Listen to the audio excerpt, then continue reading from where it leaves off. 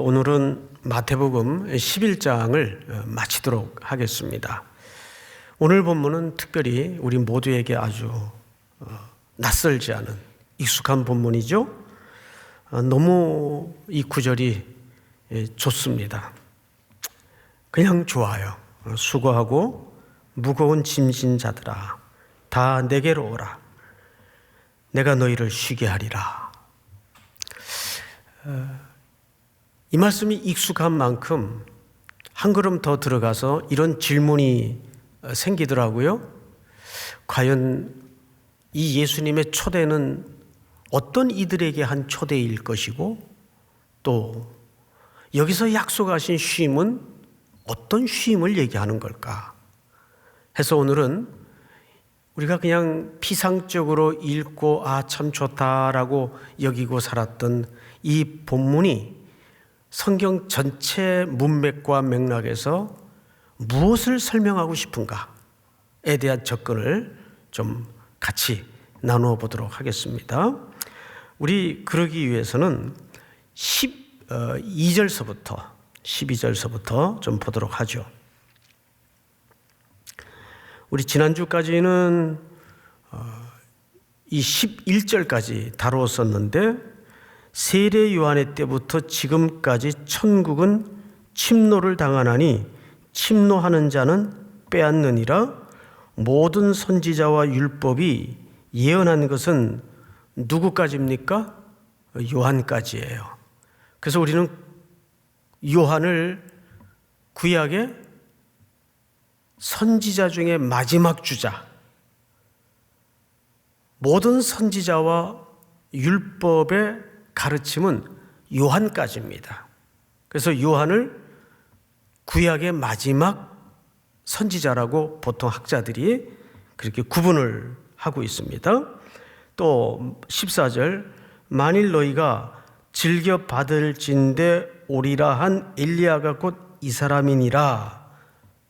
말하자면 요한은 어떤 시대적 역할을 맡았었는가 하면 표지판 같은 역할을 맡았어요. 누구에 대한? 오실 그리스도에 대한 표지판 역할을 했어요. 이러이러한 분이 오실 것이다. 한 걸음 더 들어가서 이러이러한 분이 오셔야만 한다. 그러면서 요단강가에 세례를 받으러 나오시는 예수님을 가리켜 보라, 세상 죄를 지고 가는 하나님의 어린 양이로다 라고 백성들에게 증언했죠. 자, 그런데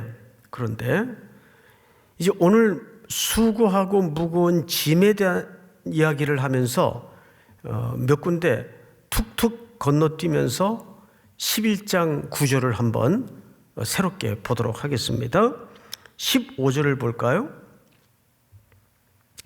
귀 있는 자는 들을지어다. 이 세대를 무엇으로 비유할까? 비유하건대 예수님이 하시는 말씀이에요. 아이들이 장터에 앉아 제 동물을 불러 이르되 우리가 너희를 향하여 피를 부르도 너희가 춤추지 않고 우리가 슬피 울어도 너희가 가슴을 치지 아니하였다 함과 같다. 뭐가? 이 세대가. 자, 이 당시에는 오늘날처럼 아이들의 놀이가 이렇게 다양하지 않았습니다. 그저 어른들 틈바구니에서 또 거리에서 흔한 풍경 속에 보고 들었던 그 어떤 장면들을 아이들이 놀이 겸 흉내를 내는 거예요. 그러면 두 그룹이 나누어집니다. 자, 너희가 장사하는 역할을 해. 그러면 너희는 그 장사꾼들에게 반응하는 역할을 해. 우리도 소꿉놀이 할 때 그렇게 역할을 분배하듯이 이제 그렇게 나누어진 거예요. 그러면 시장에 가보면 이 당시에는 사람들을 호객하거나 주목을 끌기 위해서 막 피리도 불고 춤도 추고 그래요. 저 미국 로스앤젤레스에 가면 자바 시장이라고 있습니다. 거기는 인종시장처럼 세계 각국의 모든 장사꾼들이 다 들어와 가지고 장사를 하는 공간이에요. 근데 거기 아주 독보적인 민족이 코리안들입니다. 남대문 시장 출신들이 이민을 가가지고 좌판대 같은 데 이렇게 올라서서 광대 같은 옷을 입고 골라 그러면 지나가다가 안 쳐다볼 수가 없어요. 그래서 또 아주 열정이 많은 멕시칸들이 함께 반응을 해주고 그런 진풍경이 그 다운타운의 자바 시장에서 벌어집니다. 저도 몇 번 구경 삼아 가봤던 적이 있어요. 그렇듯이 이 당시에 시장에서는 피리를 불어요, 장사꾼들이.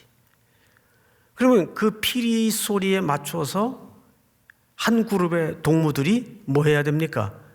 춤을 추고 반응을 해야 되는데 반응을 하지 않더라 그 말이에요. 반응을. 또 이 당시에는 죽음은 이들과 늘 지근거리에 있었기 때문에 장례 풍경이 많아요. 그러면 이제 장례 놀이를 하겠죠. 이제 한 그룹은 초상난집 역할을 해요. 또 다른 친구들은 조문객 역할을 하겠죠. 이제 초상난집에서 누가 죽었다는 이제 시나리오로 아이고 울겠죠. 그러면 조문은 그룹을 맡은 동무들이 같이 또 울어요.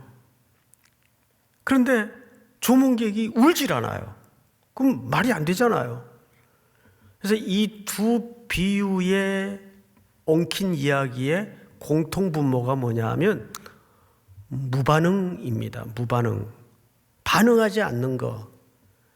근데 이제 여기서 학자들마다 두 그룹이 나누어져요. 그러면 이 무반응에 관한 이야기를 누구한테 하는 거냐? 첫째는 이런 쪽에 해석을 하는 학자들이 있어요.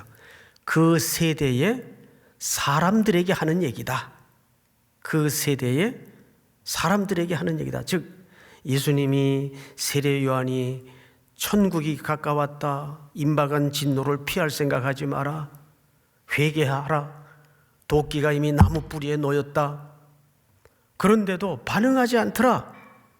이렇게 이제 순리적으로 해석하는 학자의 그룹이 있어요.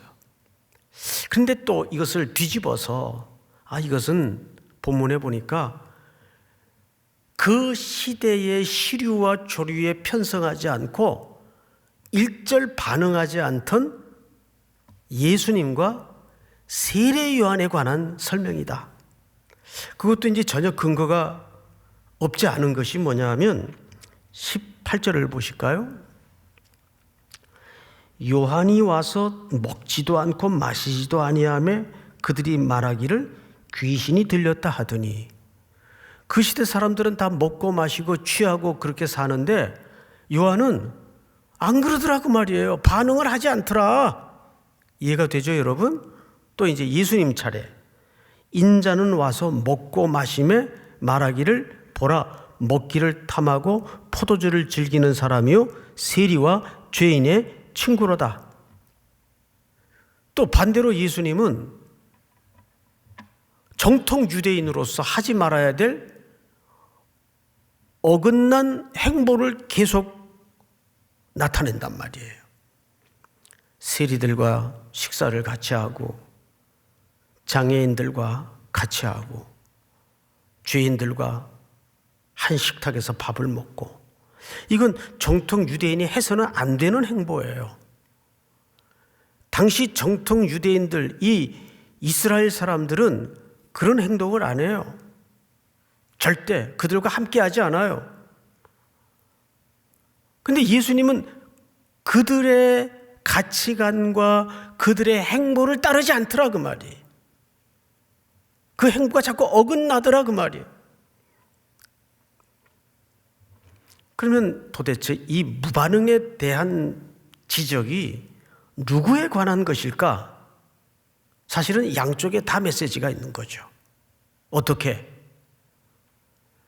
양쪽의 공통분모가 뭡니까? 세례 요한이나 예수님도 그 시대의 흐름과 그 시대의 가치관과 전혀 타협하지 않고 하나님께서 걸으라 하신 그 길을 그냥 묵묵히 걸어가고 있는 모습을 보여준 거예요. 반대로 아무리 세례 요한이 예수님이 천국의 선포를 가르치고 외쳤는데도 전혀 반응하지 않던 그 세대의 사람들, 그 양쪽에 다 메시지가 있는 거죠. 근데 양쪽의 메시지는 뭐죠? 공통분모가 무반응, 서로에 대해서 반응하지 않는 태도. 어느 성인이 물가에 섰어요. 성인이 오셨다 소문이 나서 많은 사람들이 그 강가로 몰려들었습니다. 몰려드는 청중을 향하여 그 성인이 바라보다가 강변에 놓인 수십 년일지 수백 년일지 물속에 잠겨있던 그 돌멩이 하나를 꺼내 들었습니다. 그리고 몰려온 청중에게 이렇게 얘기한 거죠.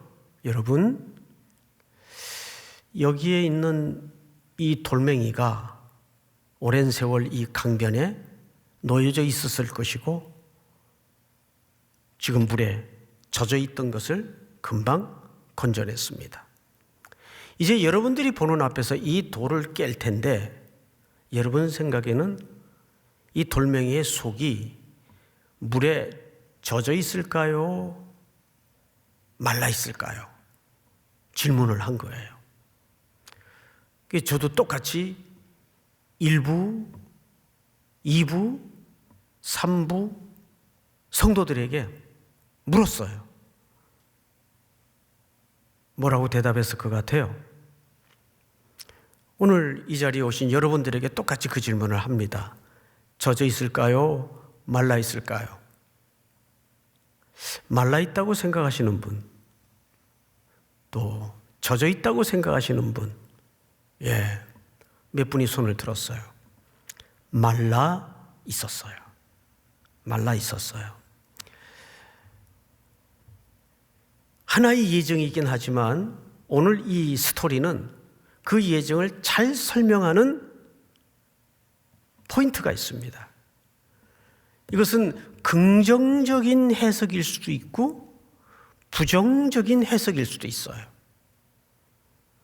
아무리 예배당 뜰락을 오랜 세월 밟고 다니고 했어도 그저 예배의 방문자 차원에 머물러서 전혀 속이 변하지 않는 사람들이 있을 수 있어요. 그렇죠, 여러분? 반대로 아무리 세파가 혼탁한 탕류가 되어서 우리를 끊임없이 공격하고 유혹하고 힘겹게 만들어도 그리스도의 사랑에 묶여서 전혀 그 속이 변질되지 않는 성도가 있을 수 있어요. 그러니까 오늘 이 장터에 피리를 부는 아이들의 놀이나 장례식의 놀이를 하는데 호응하지 않는 이 모든 것들은 공통분모는 누구에 대한 이야기냐가 중요한 게 아니에요. 무반응. 우리 그리스도인들 가운데에도 이 두 종류로 나누어질 수밖에 없어요. 아무리 복음이 수없이 외쳐지고 가르쳐지고 던져지는데도 전혀 속에 그 복음의 물이 젖어지지 않는 사람이 있을 수 있고, 반대로 아무리 세상의 탕류가 그 사람을 변질시키고 흔들어도 전혀 변질되지 않는 사람이 있을 수 있단 말이에요. 자, 그런데 문맥을 보니까 예수님이 도시 이야기를 갑자기 꺼내요. 몇 절을 보시냐면 20절을 보십시다. 예수께서 권능을 가장 많이 행하신 고을들이 회개하지 아니하므로 그때에 책망하시되 화 있을진저 고라시나 화 있을진저 벳세다야. 여러분, 여기 두 도시 이름이 소개됐어요. 예수님이 사역을 그리고 가르침을 많이 행한 도시 중에 하나입니다. 이 고라신은 도시 이름인데 그 작물 중에 밀이 많이 재배되는 지역입니다. 그런데 슬프게도 거기에서 생산된 그 모든 밀들이 우상을 섬기는 제단에 바쳐지는데 쓰이곤 했습니다. 말하자면 이 고라신이라는 마을은, 도시는 우상 숭배의 메카 같은 역할을 감당하던 도시예요. 그런데 조금 뜻밖의 도시 이름이 등장을 했는데 베세다입니다. 베세다라는 뜻은 무슨 뜻이에요? 어부의 집이라는 뜻이거든요. 이 베세다에서 제자들이 많이 부름을 받았죠. 예수님의 핵심 제자들의 고향이기도 합니다. 근데 이 도시는 왜 여기에 등장을 했을까? 알다가도 모르겠어요. 조금 더 설명을 한 다음에 묶어서 이 베세다는 설명을 드리도록 하겠습니다. 마저 보십시다. 21절. 고라시나 하 있을진저 베세다야, 너에게 행한 모든 권능을 두로와 시돈에서 행하였더라면 그들이 벌써 베옷을 입고 제에 앉아 회개했을 것이다. 이 무슨 얘기죠? 여기 두로와 시돈이 등장을 합니다. 이 이스라엘 지도를 놓고 보면 해변가와 북쪽에 자리한 도시인데 이방 땅입니다. 이 두로와 시돈은 종종 이 커플로 등장하는 도시명이에요. 이사야서라든지 에스겔서라든지 이 도시는 교만의 극치를 자랑하는 도시의 상징으로 소환되곤 했습니다. 이 부의 극치를 이루던 도시예요. 돈이 많은 도시니까 제가 흔히 하는 얘기로 사람이 시간 남고 돈 많으면 뭐 한다고요? 죄밖에 지을 게 없어요. 사람도 고달프고 바빠야 죄질 생각을 못해요. 인간의 속성이라는 게 어쩔 수가 없어요. 그런데 이 두로와 시돈은 무역으로 개도 수표를 물고 다닐 정도로 돈이 많았던, 재물이 넘쳤던 도시다 보니까 뭐 했겠어요? 교만이 극치를 이루고 타락과 우상숭배, 해가 뜨고 해가 지던 도시입니다. 근데 이런 현상이 지금도 도시마다 있어요. 이 서울의 소위 부촌에, 뭐 강남에, 청담동에, 그렇다고 청담동에 사는 분들이 다 그렇다는 건 아니에요. 사는 사람들이. 어디 사세요? 저 청담동에 삽니다. 성공하셨군요. 이게 소위 요즘 사람들의 인식세계 아니겠어요? 그래서 그런다면서요, 어떻게든 서울을 사수해라. 한 번 외곽으로 빠지면 못 들어온다. 왜? 전셋값이고 집값이고 폭등을 하니까. 지금 여러분, 이게 미친 현상이에요. 이게 미친 현상이에요. 여기에 여러분들이 같이 널뛰어서는 안 됩니다. 그러니까 뭐 교만이 그들의 목걸이가 된 거죠. 그런데 예수님이 여기서 강조하는 바가 뭐냐면, 그런데 차라리 그런 시돈 두로에 내가 쏟았던 가르침과 복음을 선포했더라면 그들이 진작에 베옷을 입고 회개하고 앉았을 것이다. 그러니까 이것은 뭘 고발하는 내용이죠? 고라신과 베세다 마을의 완악함을 고발하는 역설적인 표현이에요. 그런데 한 군데 마을이 더 등장을 합니다. 성경을 보세요. 23절. 가버나움아, 네가 하늘에까지 높아지겠느냐? 음부에까지 낮아지리라. 네게 행한 모든 권능을 어디에 행하였더라면 소돔. 이런 우리가 그 타락과 부패에 하나님을 불순종한 것의 상징적인 도심을 입습관으로 떠올리자면 보통 뭐라 그래요? 이 소돔과 고모라 같은 서울 도성을 뭐 그렇게 기도도 하더라고요. 근데 누가 그 도시보다 더 한 거예요, 지금? 가버나움이. 그런데 여러분, 뜻밖에도 이 가버나움은 마태복음 9장에 보면 예수의 본동네라고 그랬어요. 예수님은 나기는 베들레헴에서 나셨어요. 그리고 살기는 어디서 살았죠? 나사렛에서 자랐어요. 그리고 자라나신 다음에 거기를 떠난 후에 가장 많이 그분의 인생의 에너지를 쏟고 사역을 감당해냈던 지역이 이 가버나움이에요. 얼마나 예수님이 여기를 중요하게 생각했으면 예수의 본동네라고까지 표현을 해요, 성경 기자가. 그런데 차라리 소돔이 이 동네보단 낫다 그 말이에요.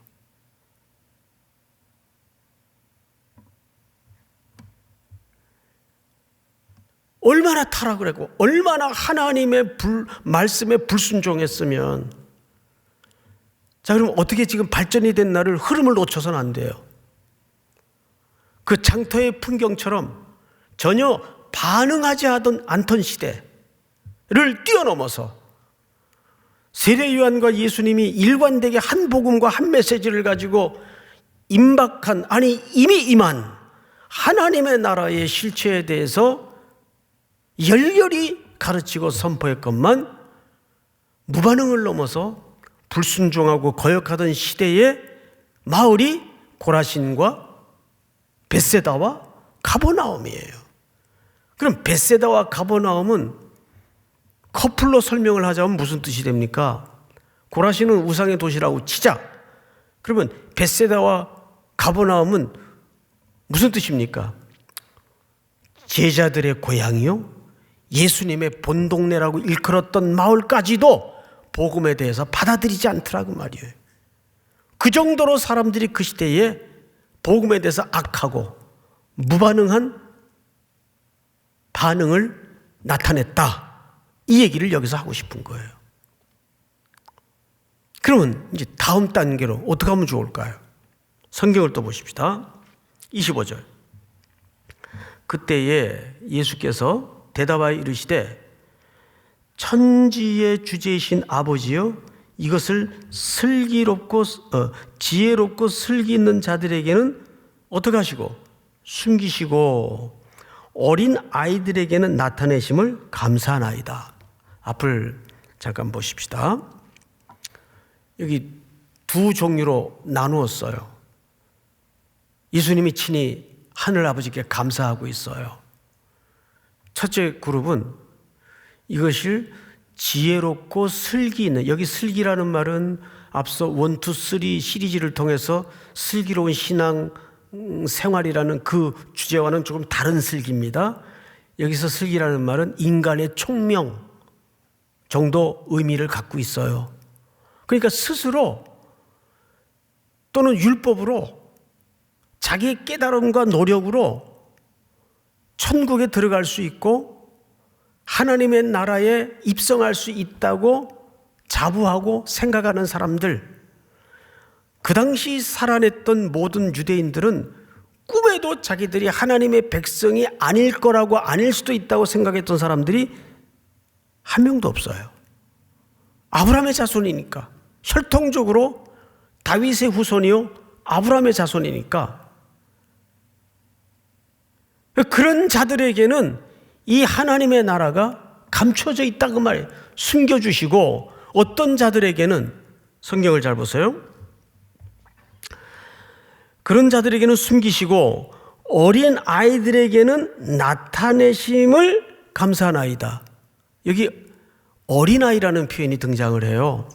여러분, 표현을 조금 순화시켜서 번역을 했는데 조금 더 거칠게 원문의 워딩에 맞게 번역을 하면 이 해석은 어린아이보다는 어리석은 자들에게는 그 뜻이에요.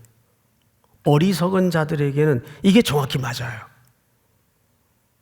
이 말을 왜 했을까요? 어리석은 자들에게는 어떻게 하신대요?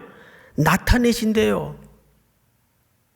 그 벳세다, 고라신, 가버나움 사람들은 그렇게 예수님이 하나님의 나라를 선포하고 복음을 외치고 가르쳤는데도 안 받아들여요. 왜?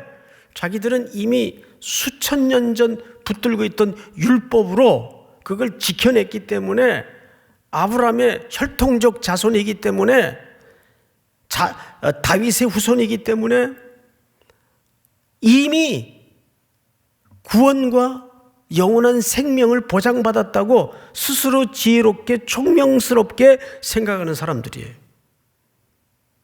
근데 이게 어리석은 자들은 뭘까요?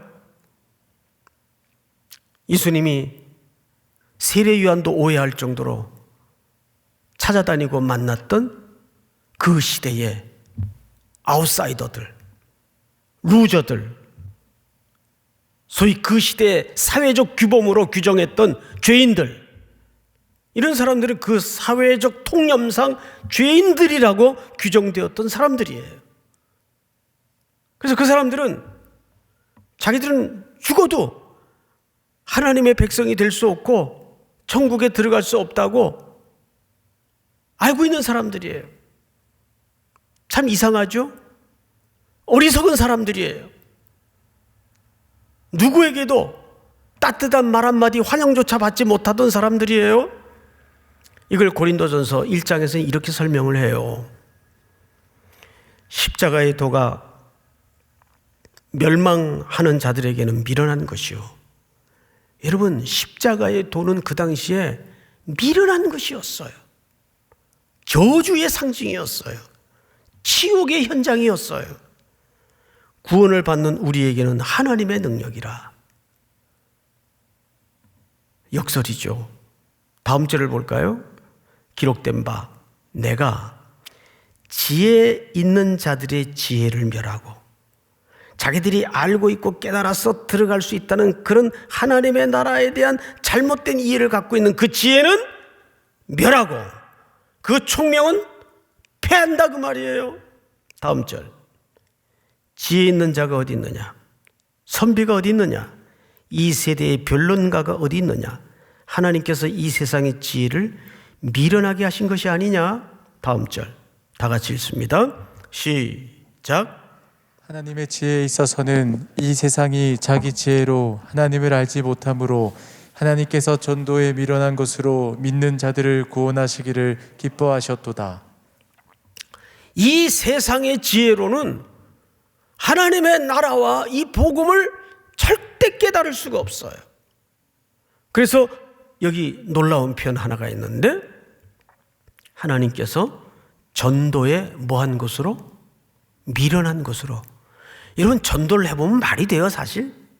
내가 막 하나님이라는 분이 계시는데 또 그분이 아드님을 이 땅에 보내셔서 육신의 몸을 입히셔가지고 우리를 용서하시고 구원하기 위해서 십자가에 죽으셨습니다.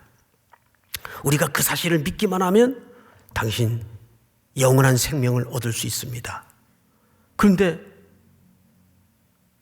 그 사람이 눈물을 뚝뚝 흘리면서 왜 이제야 오셨어요? 내가 이제 예수를 믿겠습니다. 그런 일들을 겪기는 하는데 여러분, 솔직히 이해가 돼요? 말이 안 되죠. 그래서 선교나 전도를 하는 것은 미련한 방법이에요. 세상의 논리나 이치로 볼 때 그건 참 미련한 방법이에요. 제가 흔히 여러분들에게 설교 시간에 자주 쓰는 표현 중에 하나가 이해는 안 되는데 믿어지는 거. 지금도 그래요. 정말 이해는 안 되는데 믿어져요.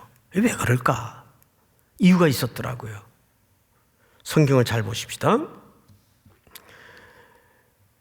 올소이다, 26절. 올소이다. 이렇게 된 것이 누구의 뜻이니이다? 아버지의 뜻이니이다. 그렇게 고라신의 벳세다의 가버나움의 예수님의 사역의 대부분을 그 사람들에게 복음을 전하고 하나님의 나라를 선포하고 했지만 무반응에다가 거역하고 반역하고 받아들이지 않더라고요. 그런데 어리석은 자들, 스스로 자격이 없다고 생각하는 사람들은 예수님을 초대하고 예수님을 쫓아다니고 고침을 받고 하나님의 나라의 실체에 대해 눈이 열어져 예수 그리스도를 내 구주로 고백하고 하는 일들이 일어나더라는 거예요. 옳소이다 이렇게 된 것이 누구의 뜻이라고요? 아버지의 뜻이래요.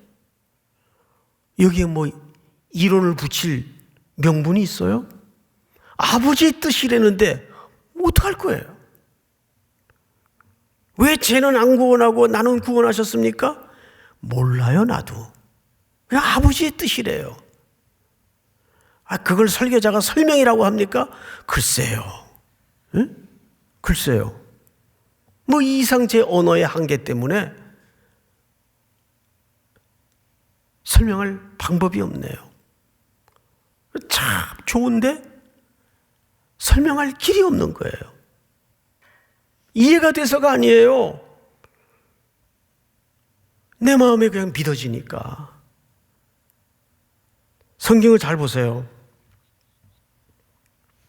27절 거기 이유가 밝혀지죠. 내 아버지께서, 하나님은 얘기하는 거죠. 모든 것을 예수님에게 주셨어요. 내게 주셨으니 아버지 외에는 아들을 아는 자가 없고 아들과 또 아들의 소원대로 뭐를 받은 자? 계시를 받은 자. 여러분들이 누구의 계시를 받았어요? 그리스도의 계시를 받은 자들이에요. 자, 보세요. 계시를 받은 자 외에는 아버지를 아는 자가 없느니라. 성령을 통해서 우리가 예수 그리스도가 하나님의 아들이요 나를 구원하러 오신 분으로 우리가 알아진 겁니다. 그걸 깨달을 수 있는 머리도 없었고 뇌도 없었고 눈도 없었는데 하나님이 눈도 만들어 주시고 뇌도 만들어 주셔서 그걸 고백하게 만드는 거예요. 알 사람이 없도다. 알 사람이 없어요. 하나님이 계시를 통해서 아버지의 뜻대로 부름을 받은 자들에게 이 진리를 열어주신 거, 그 이상 설명이 안 되는 거죠. 그러면서 이런 설명을 합니다. 오늘 본문이죠. 수고하고 무거운 짐진 자들아 다 내게로 오라. 내가 너희를 쉬게 하리라. 나는 마음이 온유하고 겸손하니 나의 멍에를 메고 내게 배우라. 여러분 앞을 보실까요? 내게 배우라 그랬어요. 보통 배우는 건 어디 가서 배우는 겁니까? 배우는 건 어디 가서 배워요? 요즘 애들한테 물어보면 학원이요 그럴 텐데 원래 학교 아닙니까? 학교. 그래서 지금부터 중요한 도전을 하겠습니다. 우리는 오늘 비대면으로 예배를 드리던 대면의 상황에서 예배를 드리던 우리는 정식으로 입학 원서를 쓰고 예수의 학교에 입학을 해야 돼요. 이런 경우가 있더라고요. 입학은 안 하고 계속 방문만 하는 사람이 있어요. 그건 정식 학생이 아니에요. 입학은 안 하고 방문만 하는 사람이 있어요. 건물 좋네. 와, 정원 새로 꾸몄네. 운동장에 새 잔디 깔았네. 그 정도는 알 수 있어요, 방문하면. 그런데 정작 교실에 들어가서 함께한 학우들과 예수님으로부터 배우질 못해요. 배우는 게 없어요. 그래서 우리는 이 시간 십자가의 학교, 예수의 학교에 입학을 해야 되는데 그 입학의 과목이 뭐냐 하면 성경을 보십시다. 어떤 과목이 있나? 내게 배우라. 근데 뭘 메고 배우랍니까? 나의 멍에를 메고. 그랬어요. 나의 멍에를 메고. 자, 우리 김수희 씨가 부른 멍에 말고 그 가사를 보니까 오늘 내용하고 아무 관련이 없어요. 자, 멍에를 한번 볼까요? 멍에. 두 마리를 한 결이라 그러죠. 한 결이. 두 마리가 멍에를 맸어요. 근데 이미 예수님은 이 멍에를 메고 있었고 우리를 그 멍에에 초대하신 겁니다. 그러면 초대받은 소가 편안하게 길을 가려면 어떻게 하는 게 제일 편안해요? 그 먼저 멍에를 맨 소의 행보에 똑같이 행보를 맞추는 게 제일 편해요. 쉬워요. 맞죠? 그런데 이 멍에를 매긴 맸는데 주저앉고 버티고 그러면 그 소의 인생길이 불편할까요? 쉬울까요? 굉장히 힘들어집니다. 그래서 예수님께서 나의 멍에를 메고 그랬어요. 그럼 이 멍에는 도대체 무슨 멍에예요? 이 첫 번째 과목이에요. 하나님께서 이 아들을 이 땅에 보내실 때 주신 유일한 하나의 사명이 있어요. 우리를 위해서 십자가의 죽음의 잔을 마시는 겁니다. 그 예수님은 지금 그 잔을 마시기 위해서 이 멍에를 메고 순종으로 갈보리 언덕을 향해 가고 있어요. 우리에게 그 걸음을 동행하여 요구하고 있는 거예요. 우리는 그 십자가를 예수님처럼 질 수는 없지만 예수님이 우리 죄를 주홍같이 붉은 죄를 대속하기 위해서 십자가에다가 우리를 같이 죽여버려요. 옛것을, 옛사람을. 그래서 그런즉 누구든지 그리스도 안에 있으면 새로운 피조물이라 이전 것은 지나갔으니 보라 새 것이 되었도다. 뉴노멀 시대, 뉴노멀 시대 하죠. 뉴노멀이라는 게 뭡니까? 새로운 일상이라는 뜻일 텐데 그리스도가 날마다 새로우신 분이에요. 주의 인자와 성실이 무궁함으로 우리가 진멸되지 아니하니이다. 이것이 아침마다 새로우니 주의 긍휼이 크도소이다. 믿습니까? 주님의 학교에서 제일 먼저 주님으로부터 배울 게 뭐죠? 기꺼이 아버지의 뜻을 받들어 순종하는 걸음을 배우는 거예요. 근데 그 순종 속에 뭐가 있어요? 겸손이 있어요. 겸손. 하나님이신데 육신의 몸을 입고 종의 모습으로 오신 겁니다. 그래서 예수님이 나는 어떠하니? 온유하고 겸손하니. 제가 이 겸손이라는 정의는 오래전에 여러분들에게 정의 드렸던 적이 있어요. 앤드류 머레이의 정의를 빌려서 겸손이란 내게 일어난 어떤 일에 대해서 이상하게 생각하지 않는 태도, 내게 일어난 어떤 일에 대해서 이상하게 생각하지 않는 태도. 그 미국의 이번에 대통령이 된 바이든 대통령도 젊은 날 참 험악한 인생 역경을 겪었어요. 근데 어느 날 아버지가 그에게 2컷짜리 만화를 그림을 주었죠. 지금도 그 집무실 앞에는 그 2컷짜리 만화의 그림이 얹어져 있다잖아요. 폭풍우가 내리치는 소낙비 가운데 한 남자가 하늘을 향해서 Why me? Why me? 왜 하필 납니까? 이 슬픔이 왜 하필 나이어야 합니까? 이쪽에 그림은 하늘에서 음성이 들리죠. Why not? 왜 너는 안 되는데? 내게 일어난 어떤 일에 대해서도 이상하게 생각하지 않는 태도. 예수님이 하늘 아버지와 단절이 되는 고통 때문에 너무너무 혹독한 마지막 밤까지를 겪으면서 기꺼이 그 죽음의 잔을 받아들입니다. 순종. 근데 그 순종의 뿌리에는 뭐가 담아져 있어요? 자비, 긍휼, 사랑입니다. 우리를 사랑하셨기에 그 순종이 가능했던 거죠. 우리를 사랑하셨기에. 그 온유가 가능했던 것이고, 그러니까 이 그리스도의 예수 그리스도의 학교는 순종을 배우고 사랑을 경험하는, 그래서 예수님의 멍에를 같이 메고 걸어가는 길은 힘겹고 율법이 요구하는 것처럼 부담이 되고 짐이 되는 길이 아니에요. 그 사랑을 경험하고 배우는 길이에요. 마지막 얘기를 하고 마치겠습니다.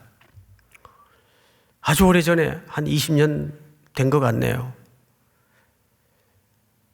상황상 도저히 그 선교지를 갈 수가 없었는데 어떤 사연으로 저 사할린에, 그 중에서도 한 차로 8시간을 가야 되는 오지인데 보로나이스크라는 지역이 있어요. 거기에 여선교사님이 당시 10년째 선교를 하고 있었는데 꼭 좀 방문해달라는 부탁 때문에 몇몇 성도들과 함께 어울려 갔던 적이 있어요. 러시아 말 한마디 못한 채 그 여선교사님이 혼자 선교지에 떨어져서 10년 동안에 일구어놓은 흔적을 한 일주일 넘는 시간 동안 같이 현장을 돌아봤는데 말로 표현할 수 없는 수고를 일구어냈어요. 특별히 제가 잊어지지 않는 것은 저 숲속의 어느 오두막집인데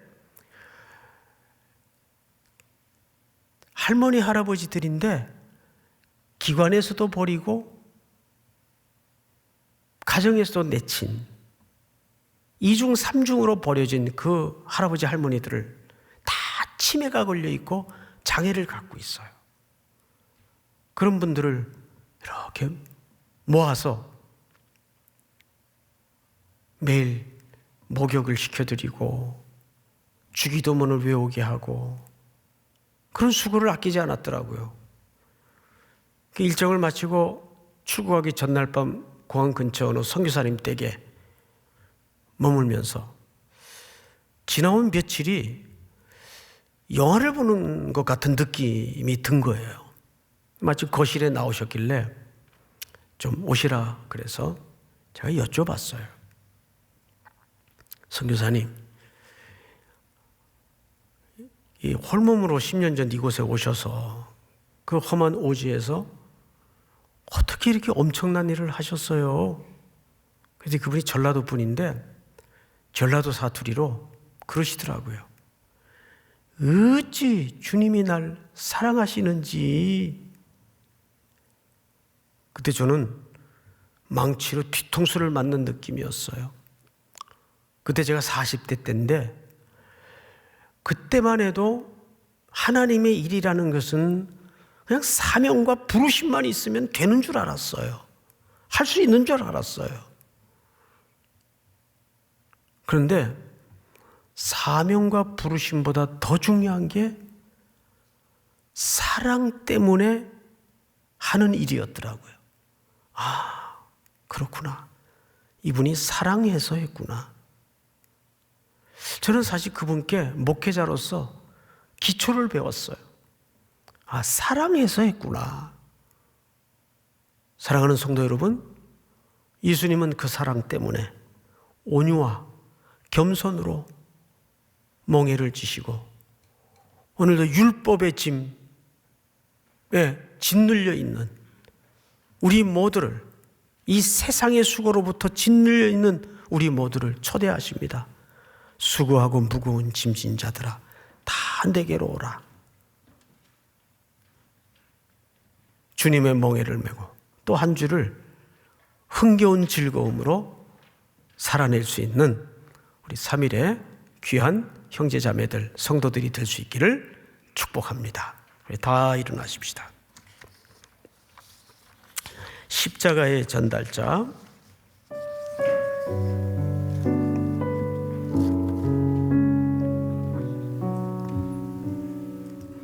난 지극히 작은 자 죄인 중에 괴수 무익한 날 부르셔서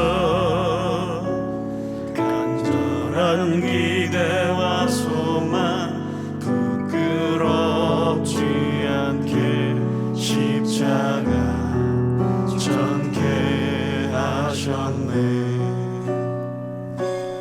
어디든지 가리라 주인의 서라면 나는 전하리 그 십자가.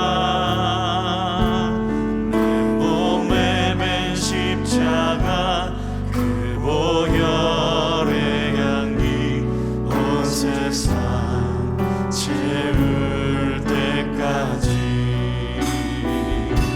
살아도 주를 위해 죽어도 주를 위해 살아 죽으라 난 주의 것. 십자가의 능력 십자가의 소망 내 안에 주만 사시는 것. 살아도 주를 위해 죽어도 주를 위해 살아 죽으나 난 주의 것. 십자가의 능력 십자가의 소망 내 안에 주만 사시는 것. 지극히 작은 자 죄인 중에 괴수 무익한 날 부르셔서 간절한 기대와 소망 부끄럽지 않게 십자가 전케 하셨네. 내 사랑 나의 십자가 내 사랑 나의 십자가 내 사랑 나의 십자가. 걸어가신 하나님 아버지, 수고하고 무거운 짐진 인생들을 오늘도 십자가의 길로 초대해 주시고 먼저 그 죽음의 잔을 마시어 우리를 건져내시고 살려내셔서 순종과 섬김과 사랑을 배울 수 있도록 초대해 주심을 진심으로 감사를 드립니다.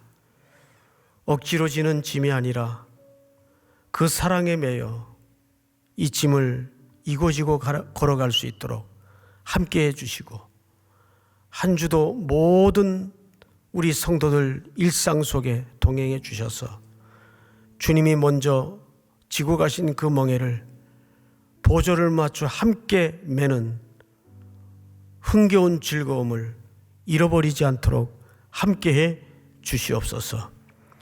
여러 가지 물질적으로 육신적인 고단함으로 지쳐있는 이 시대의 성도들 기억해 주시며 하나님의 약속과 말씀에 그리스도의 사랑의 초대 앞에 깊이 깊이 감겨가는 또 한 주가 되도록 이끌어 주시옵소서. 지금은 우리 구주 예수 그리스도의 은혜와 하나님 아버지의 사랑과 성령님의 교통하심이 머리 숙여 경배를 드리는 모든 주의 백성들, 해외 군에 출타 있는 가족들과 복중의 생명까지 영원토록 함께 있을지어다. 아멘.